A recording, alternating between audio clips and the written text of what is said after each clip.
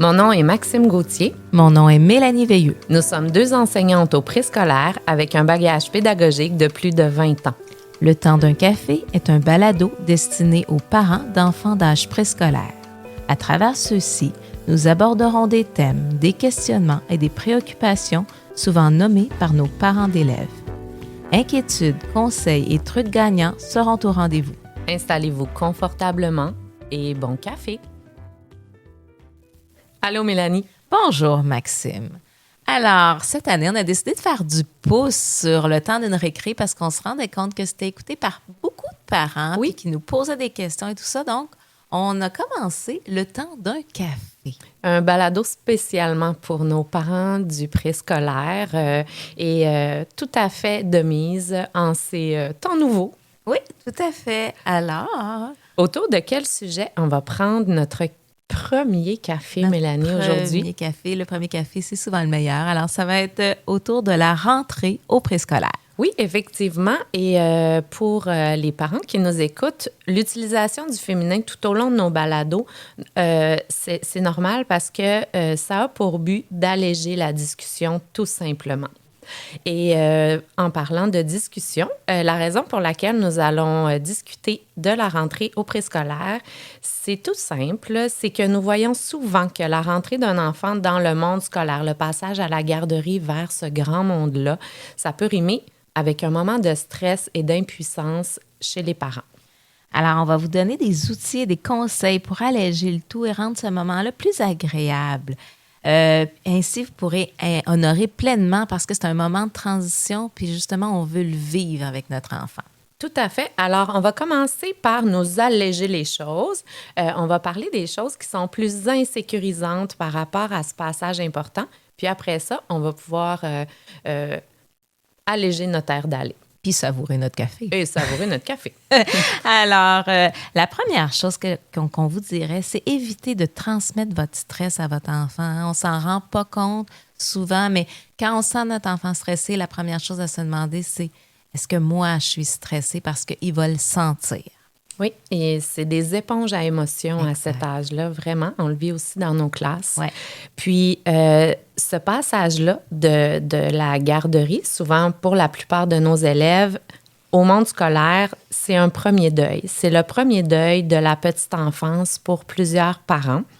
Puis, en tant que parent, il faut se permettre de le vivre sans impliquer notre enfant. Donc, on peut prendre conscience que c'est un deuil que nous faisons, mais l'enfant, lui, il ne ressent pas nécessairement ce deuil-là. En prendre conscience, c'est faire le premier pas vers la légèreté. Votre discours envers votre enfant, il doit toujours rester positif. Et éviter de dire « Oh, je vais perdre mon bébé, là, t'es tellement grand, tu t'en vas à l'école. » La vie évolue, puis vous êtes rendu là, puis c'est beau.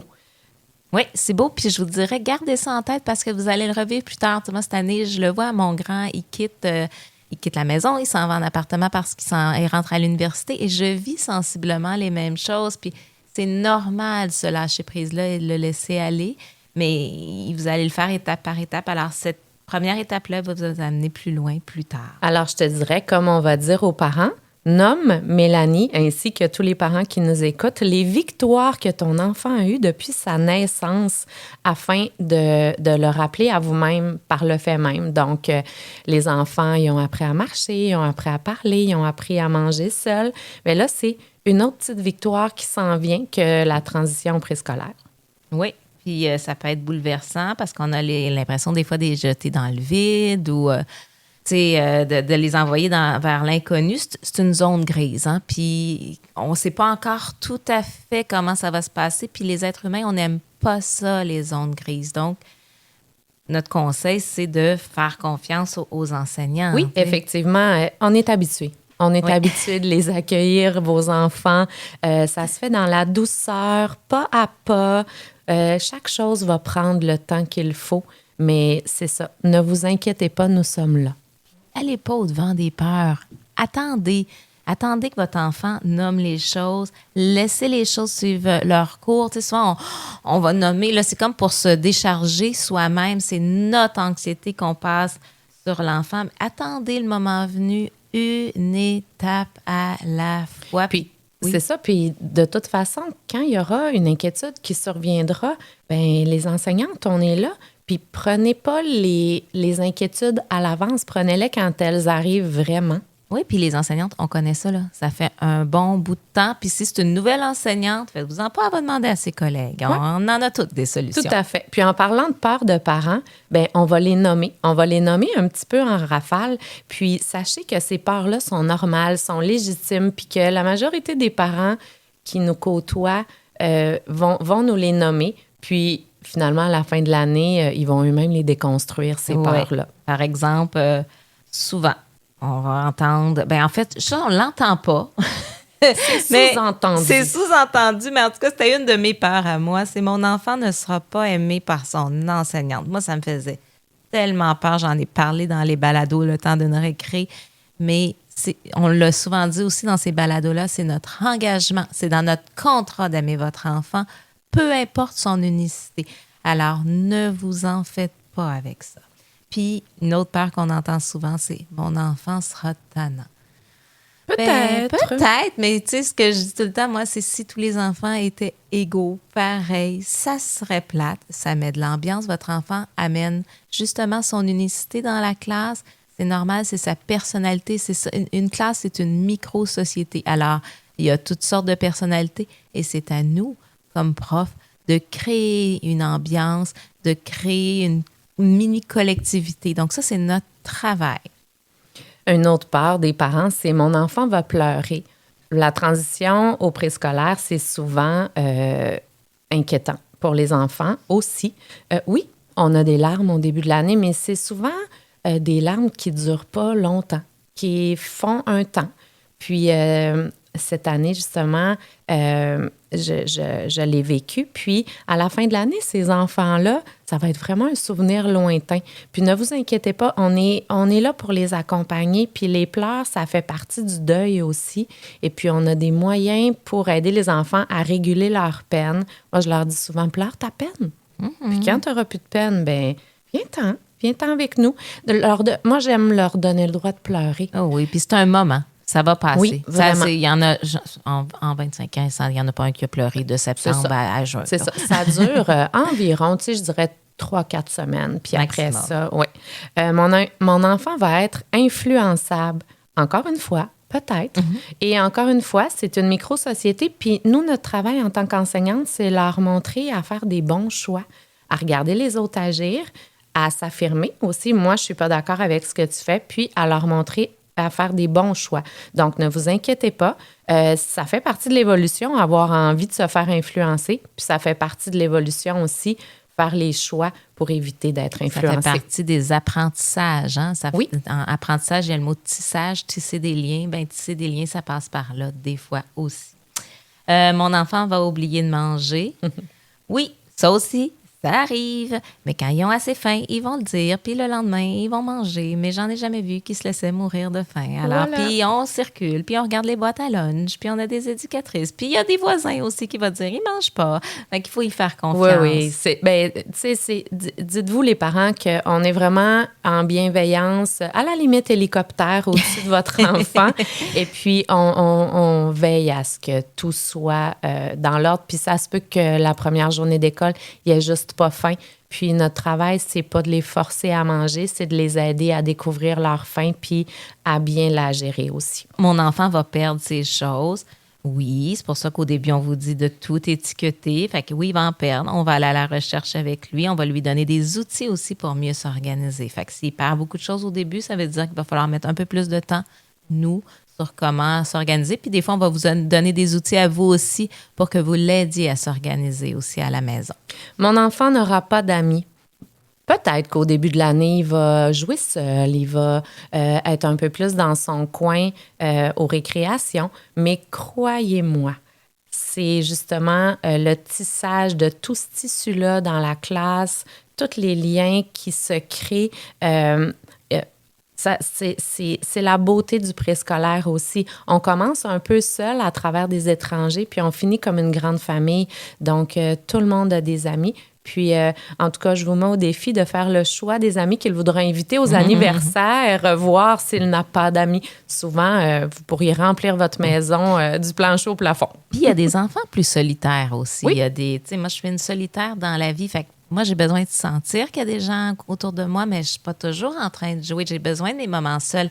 Alors, il faut accepter ça de son enfant aussi. Des fois, c'est ce que je remarque, c'est souvent de la projection. Tu sais, des parents qui ont eu plus de difficultés à se faire des amis au primaire, qui ont peur pour leur enfant. Fait que ça aussi, on essaie de dédramatiser ça aussi. Tout à fait. Mon enfant va se perdre dans l'école. Écoutez, il y a des adultes partout dans l'école. Il y a des grands. Il y a des grands de première à la 6e année pour ce qui est de notre école. Alors, un enfant du préscolaire se perd rarement. Il y a beaucoup de pères de yeux qui veillent sur les petits. De toute façon, ils les trouvent tellement cute, autant adultes qu'enfants, que « Oh, il est tellement cute, c'est un enfant de la maternelle. » Ça fait qu'ils sont surveillés malgré eux. Donc, ils ne se perdent pas ou très peu. Et puis, on leur dit, si tu ne sais plus où aller, il y a des adultes de confiance ou des grands autour de toi, demande. Et puis, c'est ça. Quand ils ont acquis ça, tout va bien. C'est comme des petits boomerangs. Ils reviennent toujours. Oui, tout à fait. Ils sont jamais perdus dans nos longtemps. classes. De toute façon, on va s'en rendre compte là, si jamais ils sont pas là. Puis on va partir à sa recherche, mais c'est jamais arrivé très, très longtemps. On a le décompte facile au début de l'année. Oui, parce que justement, on pourrait dire aussi, ce qu'on entend souvent, c'est mon enfant va avoir de la difficulté à s'exprimer pour ses besoins ou son inconfort. Mais justement, en début d'année, on est tellement en hyper-vigilance que on va aller au-devant. As-tu envie de pipi? As-tu ci? As-tu ça? Fait qu'on va y aller. As-tu ton manteau? On demande beaucoup parce qu'on sait qu'ils ont beaucoup à penser. Donc, inquiétez-vous pas. On est habitué à ça et c'est normal de le faire pour nous. Oui. On va continuer sur une note plus positive. Alors, on va vous donner des moyens afin de bien préparer votre enfant à cette, disons-le, belle grande aventure et que vous puissiez aussi vivre cela pleinement en famille et en douceur. Alors, vous allez commencer par aller à la journée d'accueil de la future école de votre enfant. Puis, suite à ça, vous pouvez faire une légère discussion avec votre enfant en nommant des points de repère dans le temps. Par exemple, après l'été ou après ta fête, après les vacances, parce que c'est ça qui est un peu épeurant pour les élèves, c'est de dire, oui, mais c'est quand que je commence? Fait que donner vraiment avec les saisons ou sur un calendrier, parce que sinon, c'est ça. C'est inquiétant pour un petit être humain qui n'a pas de référence de temps. Oui, souvent, la première visite se fait, mettons, en janvier ou février. Donc là, il faut vraiment faire un visuel d'événements pour arriver à la rentrée. Peut-être en mettre 5 ou 4, là, des événements très marquants pour arriver enfin à la grande étape de la rentrée scolaire. Si l'anxiété demeure malgré tout ça, moi, je vous suggère de faire un tableau avec ces étapes-là, puis vous allez pouvoir peut-être déplacer un petit bouton, un petit pion, un petit collant au fur et à mesure que le temps avance. Donc, OK, la visite de l'école est faite. Ah, ta garderie vient de terminer. Tu vois, là, tu déplaces ton pion. Bon, on part en vacances, on s'en va au Saguenay, c'est la plus belle place au monde. On s'en va aux vacances au Saguenay.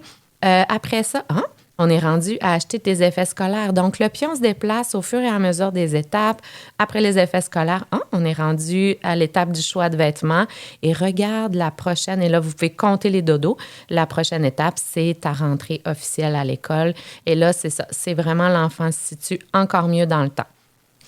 Puis, si cette nervosité-là persiste, demandez-vous-le si c'est votre stress à vous. On l'a nommé tantôt, mais c'est souvent ça. Tu sais, comment moi, je me sens par rapport à la nervosité, oui, à l'entrée scolaire de mon enfant. Est-ce que ça m'énerve? C'est possible et c'est humain. Sauf que là, c'est votre travail à vous de défaire ça, de déconstruire ça, puis de laisser de l'espace au bonheur de votre enfant, puis d'essayer de lui présenter ça de façon positive. Puis vivez les étapes avec lui. Ça devrait amoindrir un peu la chose. Oui. Puis, une autre idée, c'est que si vous pensez que votre enfant va être heureux de le faire, allez passer de temps en temps devant sa future école. Peut-être que vous êtes assez proche pour y aller à vélo. Les petits, ils aiment se faire répéter les choses souvent, souvent, souvent. Donc, c'est rassurant pour eux de passer plusieurs fois devant leur nouvelle école, puis même peut-être de commencer à s'imaginer à l'intérieur. Donc, c'est comme un peu l'histoire qu'ils veulent se faire raconter sans cesse avant le dodo. Nous, on est tannés, mais eux, ben ça les rassure.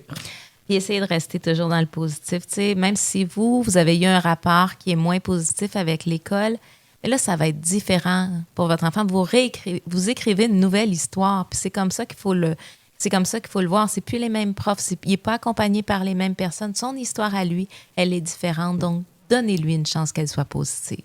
Oui, puis afin de rester dans cette belle positivité-là, sachez que l'école, c'est vraiment agréable. Nous autres, on y a du plaisir tous les jours.